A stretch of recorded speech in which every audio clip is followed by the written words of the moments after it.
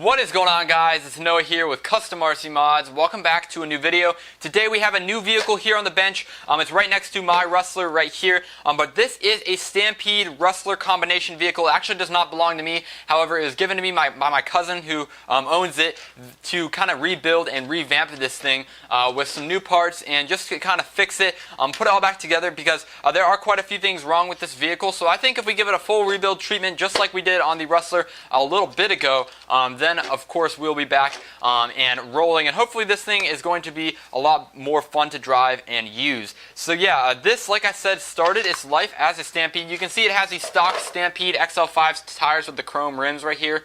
So it is a little bit more of a monster Rustler like conversion right now. But one thing you'll notice that's a little bit different is that it does not have the front Rustler upper chassis and steering system. This is actually the Stampede chassis right here with the Stampede steering servo. I went ahead and developed this mod actually back in 2014 or something like that, where you go ahead and slice the chassis about 2 inches from the front of the battery compartment, then go ahead and drill into the sidewalls of the tube molded chassis right here, and drill them into the screw mounts for the upper chassis right here, if you can see that for the Rustler. And that basically secures it so you don't have to buy the bell cranks or any of the servo arms and things like that. You can go ahead and use the standard Stampede mounting hardware for the steering, and then go ahead and just use the Rustler lower chassis. So it makes it a lot more economical to go ahead and convert to a Rustler. So all we had to do is obviously just buy the lower chassis. Alright, so let's go ahead and talk about the upgrades as well as some of the problems that need to be addressed here. First things first, this did start as a 2009 or 2010 Stampede right here. So it did come with an AM radio, and it also did come brushed. So we went ahead and upgraded this thing to a top qualifier 2.4 gigahertz system. This one's off a different Stampede, but we got the chance to upgrade here. So yeah, it's a large upgrade over the AM system right here. That's obviously in the waterproof receiver box, shorter antenna. But then obviously a big main one here is the taser system from Dynamite. This is a system that's very comparable to the new Onyx system that I'm running over here in my Rustler, but I had this system on my old Stampede as well. It's a 3300 kV motor with the 45 amp ESC, and the Onyx system, this one is a 4000 kV motor with a 70 amp ESC, so it's a little bit of an upgrade system over the original Taser over here, but they are very comparable systems, and the ESCs look to have the same body system and fan and switch configurations. So yeah, that's another thing to note. But some of the other upgrades on this vehicle, we do have the Traxxas red aluminum caster blocks right here, as well as the RPM wide front bumper for the Slash. So I have the one for the Rustler and the Stampede, and that's nice, but the Slash bumper is going to be a lot more durable. It takes a better impact and protects a little bit wider of an area. So that is a good upgrade if you guys are looking for that added protection, maybe for new drivers. But then also the RPM RPM rear A-arms right here, and the Traxxas Slash 4x4 heavy duty axles. I actually got a set of these coming for my Rustler over here, just because brushless power, 3S, 2S, and 3S LiPo really calls for that, especially on the high speed gearing and the Titan slipper clutch settings that I usually run on this car. So yeah, that's a needed upgrade. Another little upgrade that we have going on this vehicle, we do have some upgraded shock settings and oil. So you can see that's one nice thing about this, is that the suspension is looking really good. I'm actually not even going to rebuild the shocks. I'm just going to go ahead and clean out the shock bodies and the springs, but I don't need to go ahead and change the fluid because this setting right here is actually really solid as it is. So yeah, overall, there's not too much going on there with the upgrades. Some of the problems, this is running the bushings from the original Stampede on here, and they are 5x11 by 4mm bushings. However, one thing, just because of that over 10 years of use on here, you can see there's a lot of play in these hub carriers. That's just because the kingpins that hold them on and the bearings and the axles are kind of coming loose and wearing out the oilite bushings. So I've got some ones that were off of my Rustler right here before I upgraded to ball bearings. So we can go ahead and use these. Even though the bushings are a little bit smaller, it's going to be usable right here, and it's going to go ahead and restore that to a solid feel on each of the corners. It doesn't really matter that the bushings are smaller because it's metal on metal, but I will be sure to go ahead and include these when I give it back to him, just in case he wants to go back to them later. But that should go ahead and improve the performance at the moment. Another thing that you can see that's wrong here is that the camber link right here up front is snapped.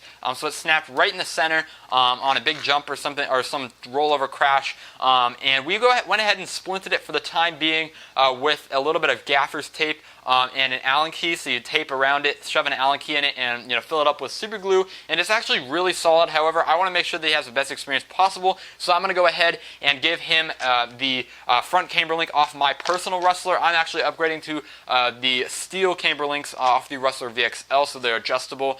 So I will have no need for the plastic camber link. So I'm just going to go ahead and run with this modified, repaired camber link system until I can get that. It's not really going to be that big of a deal on my end. So yeah, other than that, a few other things we have to do, of course, in this rebuild is we have to take everything apart just like we did on the Rustler. I'm not going to go into that much detail. It's pretty self-explanatory on how to do it. But you can watch my Rustler rebuild series if you're interested in that. We're going to take all the screws out. I'm not going to rebuild the shocks like I said, and I'm also not really going to rebuild the diff gear. You can see this differential is actually in really good condition.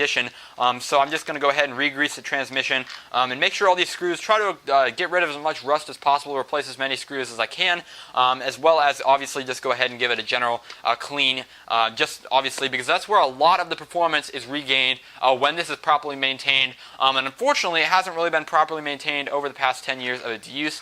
Just you can see all the dust and dirt and rust and all that stuff is all over this thing. So yeah, without further ado, let's go ahead and get into this rebuild here. Pretty self-explanatory. I'm just going to take it all apart, put it all back to clean it all, put it all back together, and it should be ready to go. So yeah, without further ado, let's go ahead and get that going.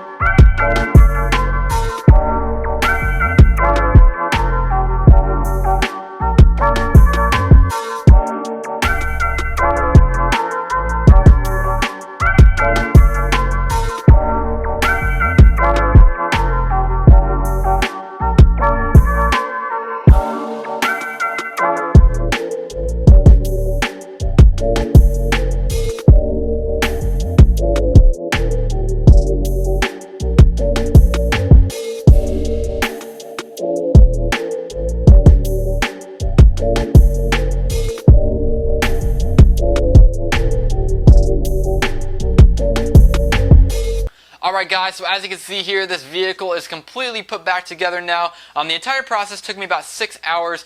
It really wasn't that long, considering that my Rustler rebuild series took me about a week to get completely done, off and on of course, but this is 6 hours of straight work, happily done of course, and it really wasn't too labor intensive. These two-wheel drive vehicles are a breeze to work on compared to like the Slash 4x4s and the other cars that I've owned before, so it was really a pretty straightforward process altogether. But let's go ahead and just jump into some of the repairs and replacements and things like that I did on this vehicle. First things first, the most obvious one, I went ahead and repaired the hub carriers, or replaced them with brand new ones. So as you can see, there's no play at all besides of course just your steering right here, but there's no play in these hubs at all, which is going to give it a lot better handling, obviously at high speeds. So yeah, that's good. On the topic of kind of wheels and stuff like that, I went ahead and re-glued the rear tire that was kind of coming apart, as well as I went ahead and dialed in some toe-in the steering right there, just because that is going to make it, for at least a basher, it's going to make the steering a little bit less responsive, so that makes it so it's a little bit easier to control at higher speeds, and this one had a lot of wobble and other issues at those higher speeds, so having that extra little toe in there is going to make it more controllable. I also went ahead and mounted down these front upper chassis to the lower chassis. It wasn't mounted originally, the screws actually backed out, and it was run for quite some time with no screws mounting it here, so there was a lot of flex in the chassis, but I went ahead and got some super long screws all the way down into the lower chassis there, so that it's going going to hold really solid overall, and it's not going to come apart. So that is always good as well. I went ahead and serviced the transmission and put some proper white lithium grease in there. When it was serviced last, I was actually there. We went ahead and used the wrong, I think it was silicone grease, but white lithium was what's supposed to be in there, so went ahead and used that this time, as well as I went ahead and rebuilt the shocks and added some extra preload. So you can see on the front right here, even though the suspension was good as it is, it's even better now, and it's going to soak up the bumps really nicely, so I'm happy for that. Another thing I did is I went ahead and made the antenna tube a little bit shorter so it doesn't stick out of the body and get beat up. With the 2.4 gigahertz systems, the antenna can be below the body and it's not that big of a deal. So that's good that we got that all ironed out. And I went ahead and managed all my cables, got everything mounted down properly. The switch was kind of coming off, as well as the ESC was kind of jankily mounted, if that's such a thing. So I went ahead and got some new zip ties on there and used some hot glue to kind of keep it in place. So yeah, other than that, that's pretty much it for the different modifications. Of course, I went ahead and took off the motor guard. These things, if you have ever had one of these, you know that they're really poorly designed. They kind of fall apart as you're using them. They're good if you have the wheelie bar, but after a little bit, they're just going to completely fall apart. So it is the owner's choice if he wants to put this thing back on, but I left it off for now. I have the screws and hardware for him to put it back on if he wants to, but I think it's just unnecessary and it's just really annoying. So yeah, let's go ahead and move on to some more little running specs. Of course, this thing works fine. The fan fires up just like that. And now you can see we've got our steering, and this is a 10-year-old 2056 analog servo, and it's still performing really nicely at this time. But you can also see we have plenty of power on the 2S LiPo. And there's a lot less wobble in here. I actually went ahead and balanced out my rear tires as well, so that there wouldn't be as much side-to-side wobble. Of course, they're not perfect, but thankfully this is just a basher, so it's not that big of a deal. But yeah, I did the best I could on that. Another thing I want to mention is we were talking about that camber link that was repaired from earlier. I went ahead and upgraded that repair because it might be a little bit before I get my new camber links to switch over to this one. So yeah, for the time being, it's working just like stock. However, next time I get the steel ones on the other Rustler, I will be sure to send my front camber link over to this vehicle right here. So yeah, all the other little hardware I didn't put on there is right here in this pile. I'll put it in a bag and send it home with this thing as I return it. But other than that, this thing is fully functional, ready for a run. So I'm going to go ahead and take it outside and give it a proper test run.